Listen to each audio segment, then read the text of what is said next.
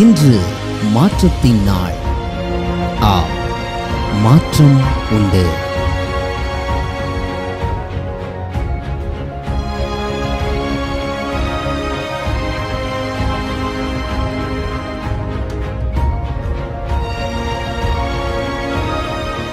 ஆண்டவராகிய இயேசுவின் நாமத்தினாலே மாற்றம் உண்டு என்கிற இந்த அனுதின தியானத்தின் மூலமாக உங்களை சந்திக்கிறதுல எனக்கு மிகுந்த சந்தோஷம். அனுதினமும் கர்த்தருடைய வசனத்தை கொண்டு உங்களோடு இணைந்து பயணிப்பது கர்த்தர் கொடுத்த ஸ்லாக்கியமாக பாக்கியமாக கருதுகிறேன். கர்த்தருடைய கிருபையில் தேவனுடைய வசனத்தை அனுதினமும் உங்களுக்கு கொடுப்பதற்கு கர்த்தர் கொடுத்த பலனுக்காக ஸ்தோத்திரம். இந்த வார்த்தைகள் உங்களுக்கு நிச்சயமாக ஆசீர்வாதமாக இருக்கும் என்று நான் விசுவாசிக்கிறேன். தொடர்ந்து கர்த்தருடைய வார்த்தையோடு இணைந்து பயணிக்க ஆண்டவர் நமக்கு கிருபை பாராட்டட்டும். நியாயாதிபதிகளின் புஸ்தகம் 14ஆம் அதிகாரம் 6ஆம் வசனம். நியாயாதிபதிகளின் புஸ்தகம் 14ஆம் அதிகாரம் 6ஆம் வசனம். அப்பொழுது கர்த்தருடைய ஆவி அவன் மேல் பலமாய் இறங்கினதினால் அவன் தன் கையில் ஒன்றுமில்லாதிருந்தும் அதை ஒரு ஆட்டுக்குட்டியை கிழித்து போடுகிறது போல் கிழித்து போட்டான். Then the spirit of the Lord rushed upon him, and although he had nothing in his hand, he tore the lion in pieces as one tears a young goat. சிம்சோனுடைய வாழ்க்கையில் நடந்த ஒரு சம்பவத்தை நம்ம வாசிக்கிறோம். விரோதமாய் எழும்பி வந்த ஒரு பெரிய பாலசிங்கம் இன்னைக்கு நம்ம வாழ்க்கைக்கு விரோதமாய் கர்ஜித்து நிற்கிற காரியம் என்ன? கர்ஜித்து நிற்கிற சூழ்நிலை என்ன? கர்ஜித்து நம்மை அழிக்க நினைக்கிற காரியங்கள் எதுவாக இருந்தாலும் இயேசுவின் நாமத்தினால ஒன்றுமில்லாமல் கிழித்து போடக்கூடிய வல்லமை அதிகாரத்தை தேவன் நமக்கு தந்திருக்கிறார். அவைகளை ஒன்றுமில்லாமல் இன்னைக்கு கர்த்தர் மாற்றுவாராக.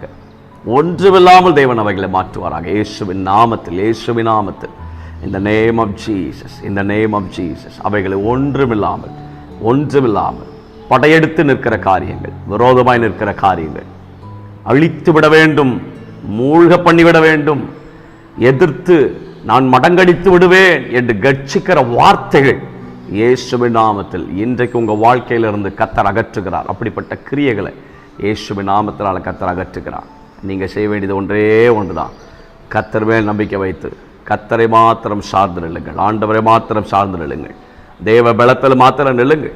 உங்கள் பலத்தில் ஒரு காரியத்தையும் செய்ய முடியாது. தேவனுடைய பலத்தில் நீங்கள் நில்லுங்க. நீங்கள் ஆண்டவருடைய பலத்தில் நீங்கள் நிற்பீங்கன்னு சொன்னால் உங்களுக்கு ஒரு சிங்கம் கூட ஆட்டுக்குட்டியை போல தான் தெரியும். நீங்கள் தேவ பலத்தில் நிற்காத பட்சத்தில் ஆட்டுக்குட்டி கூட நம்மளை சிங்கத்தை போல தெரியும்.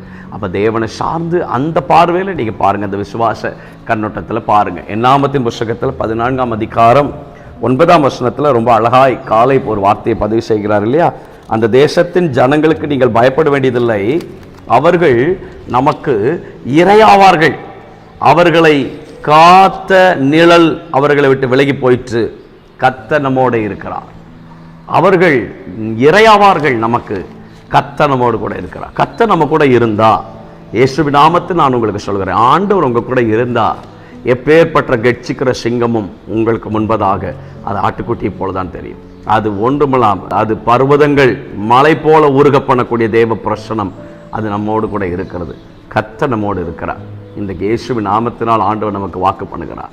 அவர்கள் பட்டயத்துக்கு இறை ஆவார்கள். அவர்கள் கர்த்தர் நம்மோடு இருக்கிறார். தேவன் நம்ம பட்சத்தில் இருக்கிறார். தேவன் நம் சார்பில் இருக்கிறார். அதை கிழித்து போட்டது போல கிழித்து போடுங்க. பிரச்சனைகளை கிழித்து போடுங்க. போராட்டங்களை கிழித்து போடுங்க. சூழ்நிலைகளை கிழித்து போடுங்க. ஆண்டவர் உங்க கூட இருக்கிறார். ஏன் கலங்கி போய் நிற்கிறீங்க? ஏன் சோர்ந்து போய் நிற்கிறீங்க? நீங்கள் கலங்க வேண்டிய அவசியமே இல்லை. சோர்ந்து போக வேண்டிய அவசியமே இல்லை. எல்லாவற்றுக்கும் மேலான பிரதானமான உன்னதமான தேவன் உங்கள் கரங்களை என் கரங்களை பிடித்திருக்கிறார். அவர் விட்டுடுவாரா? கட்டாயம் விட மாட்டார். கட்டாயம் விட மாட்டார். கர்த்தரும் சார்பில் இருக்கிறார். ஒரு போதும் ஒரு நாளும் ஒரு காலம் அவர் விடவே மாட்டார். கர்த்தர் நம்மோடு இருக்கிறார். அவர்கள் இரையாவார்கள்.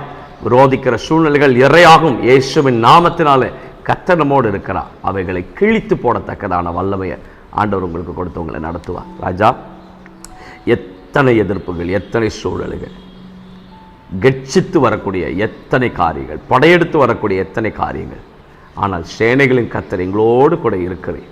நீர் குளவிகளை அனுப்பி 7 பலத்த ஜாதிகளை துரத்தினீர் என்று நாங்கள் வாசிக்கிறோம். நீர் செய்ய நினைத்த காரியம் ஒரு நாள் நம்முடைய பிள்ளைகளுடைய தடைப்படாது.